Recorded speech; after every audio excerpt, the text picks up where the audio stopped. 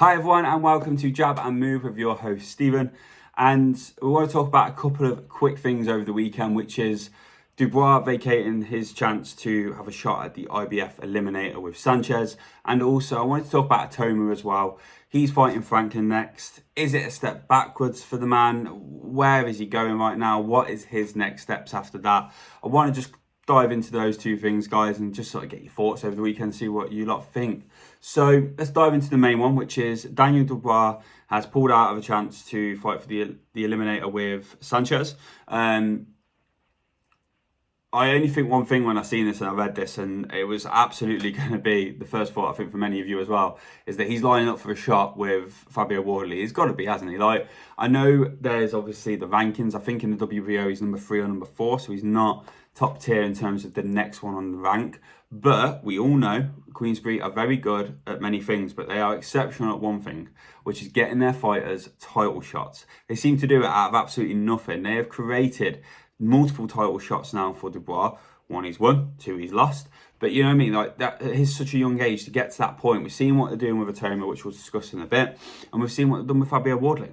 Like, he's come from a few white collar fights, he's done professional fights, he's done Adelaide, then he's done Fraser Clark, sorry, and then obviously going on to Justice Hooney and Parker, and seeing where his career's gone. So we know the people can do it, and we know they're very good at doing it. So for me, it tells me that Dubois is going to be fighting Fabio Wardley next year for the WBO bout. And I think that's a great move in terms of monetary value as well, because if he was going to fight the next one off the rank, I don't know who the next WBO one is off the top of my head though, but whoever it was, I can guarantee it's not going to be as big as Dubois, because he took 2 British fighters in Wembley, packed out arena, 96,000, whatever it is they do, pay-per-view, you know, make it 19.95, whatever, and everyone will be watching that. And it'll be a good fight as well, because you got like the 2 heavy hitters. They both can knock people out, and they both can take damage. So it's interesting to see where that fight would go. We'll obviously talk about that if and when it was made. But for me personally, I think that's the route for Dubois.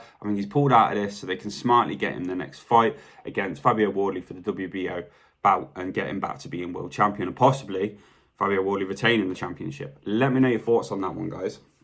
In terms of Itauma, I really like him. Obviously, what he did today and Whyte was unquestionable. I thought it'd be a lot tougher. He made it look ridiculously easy. But Jermaine Franklin, where are we going with that one? Why Franklin? I don't think we need to do Franklin. If anything, I thought possibly, and it might be a shout too far, but I thought maybe a Hooney, again, after this, the Wardley possibly, or a Bacoli after everything that's happened recently. Maybe even, I know AJ now, all stuff, but maybe someone in that sort of next tier below the elite. You know, get him in there, because I think he could do some serious damage now. I think there's a couple of fighters that still can stop him, but I think there's not many that would be able to stop him moving forward. We've seen what he did against Dillian Whyte. We've seen what he's done against other fighters. He's fast. He's agile. He manoeuvres around the ring beautifully. He's got power in every punch. Even his body punches, you can feel them just off watching them. So for me, I think Franklin's a bit of a backward step. It might be just a bit of a warm-up and just sort of keeping him fresh for the next task. But I don't know. I would like to see him in something a bit tougher, like I said, like an Ajabe, a Bacoli, or like I said, a Justice Hooney or someone that's going to give him a bit of challenge. I think Caballero, Usyk, are probably steps too far and stuff. So for me, they're sort of the 3 I was thinking. Let me know your thoughts, guys. What do you reckon to this? So does Daniel Dubois get a shot at WBO against Wardley? And is it right that he does?